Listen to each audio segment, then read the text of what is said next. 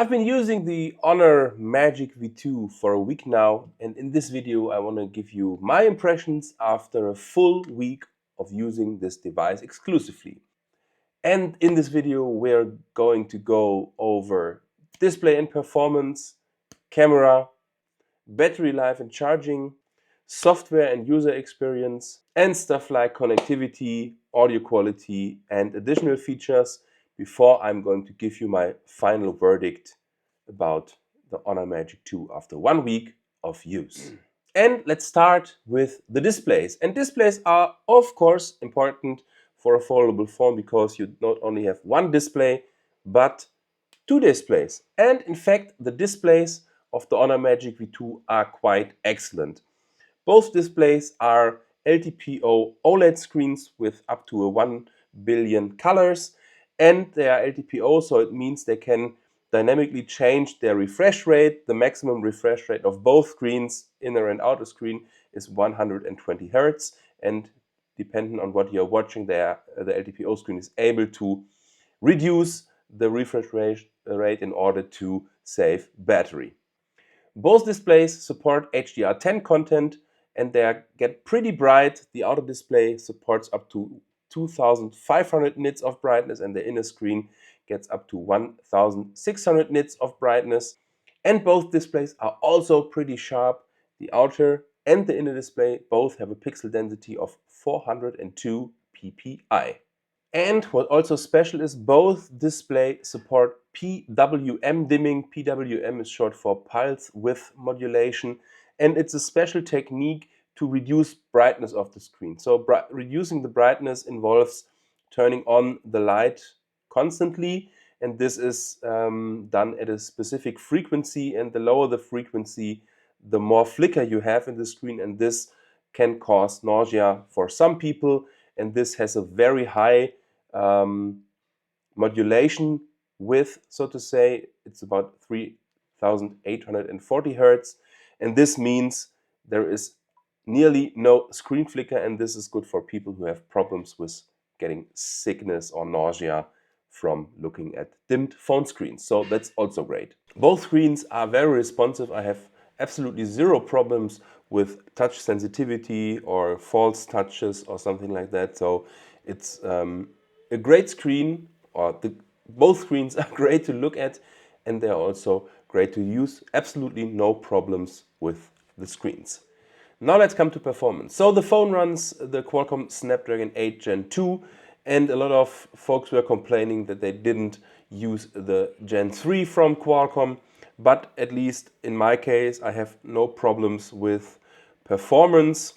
So the system is very snappy. I have no jitteriness. I have no problems with micro stutters like with other phones. So I'm quite happy with the performance. I'm not big into mobile gaming, so I cannot comment on the performance with regards to playing, for example, Genshin Impact. But the games I played ran smoothly, and also the phone didn't have a lot of problems with getting very hot. So I think performance is very good. Now let's also very briefly speak about the build quality of the phone, and I already mentioned it in my unboxing video and also in my first impressions video. I really love the build quality of this device. It really feels premium. It is very light, it is very thin. I also surprisingly like the Fox leather cover on the back. It's nice to hold in the hand because it's not slippery, and also it doesn't attract fingerprints, as you can see. No fingerprints at all, so that's great. And also mentioned it, the inner screen is nearly creaseless, so it's really a joy to use the inner screen in combination with the thinness and lightness of the device. It's perfect for one-handed use, and the fact that you are not able to see the crease when watching a video, when browsing through the web, so text will be not distorted in the crease area, and you also barely feel it when running your finger across. Next, let's speak about the camera. I'm still testing it and I still have to build my final opinion about the camera. What I can say is that it's quite capable, but I also, after a week of use, would say it's a camera that needs a lot of light and really falls apart in low light and in indoor situations, and especially when you photograph moving subjects.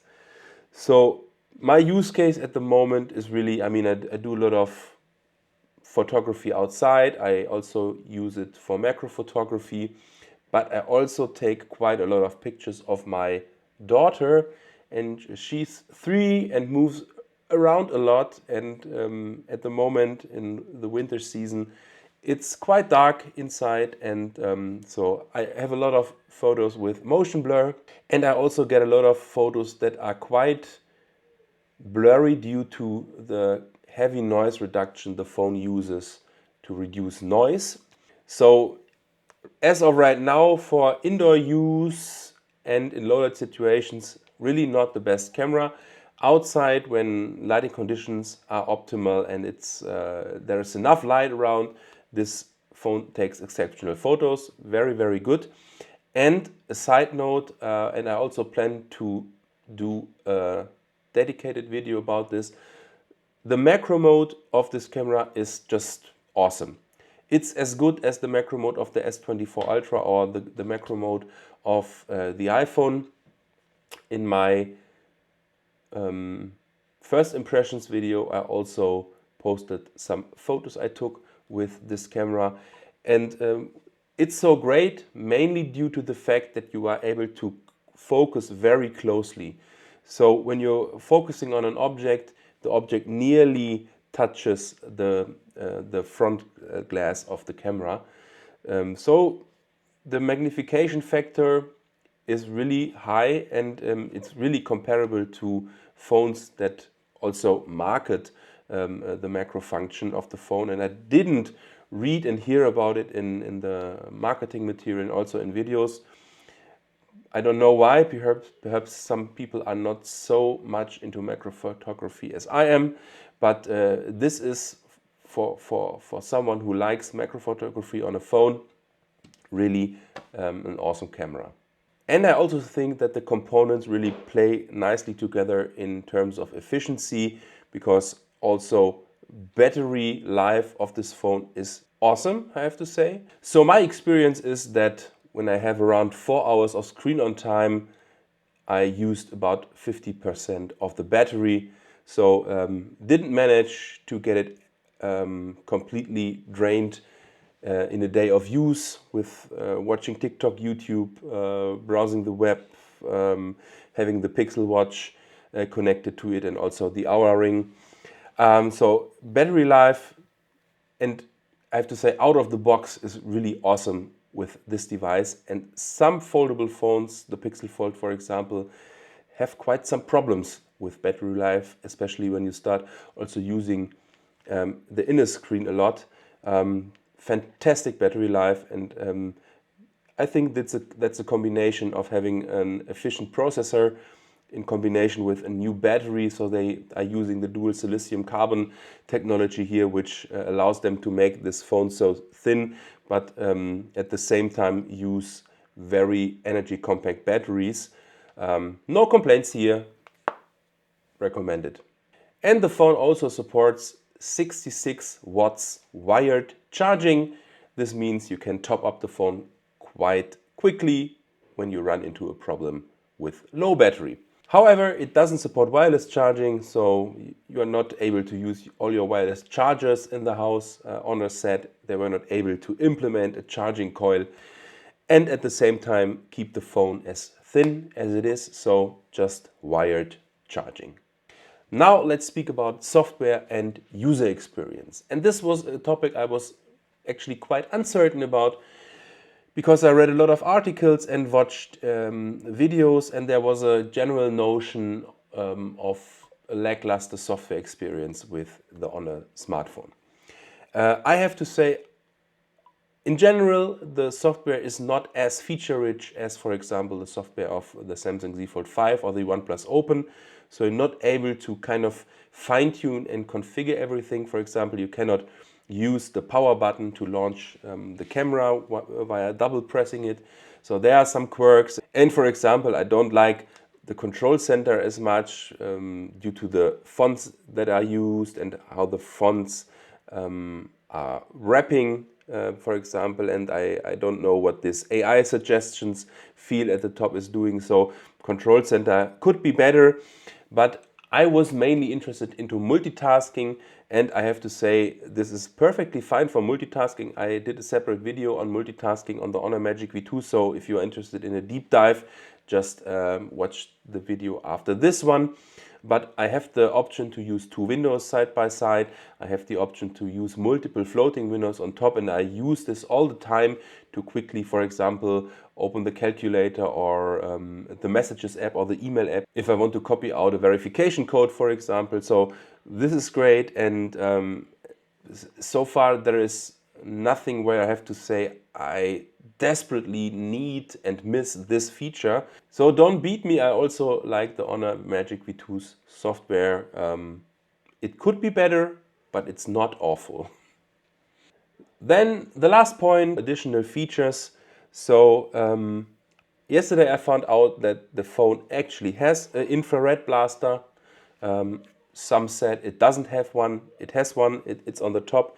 And I actually can prove this. So first of all, you have the smart remote app installed on the phone. You can launch it and then get the remote for the TV. And then if you use the smart remote app, you can see this red light. And this is actually the infrared blaster. So that's it. This was my 7-day impressions video, and I'm going to end it with my final verdict. And I think if you watch the video to this point, you know what I will say now. I really love this phone. I think it's a joy to use. The software is good. The camera is good. Not flagship level, but good. Build quality is great. The screens are just fantastic, the inner screen and the outer screen. So screens are really a joy to use.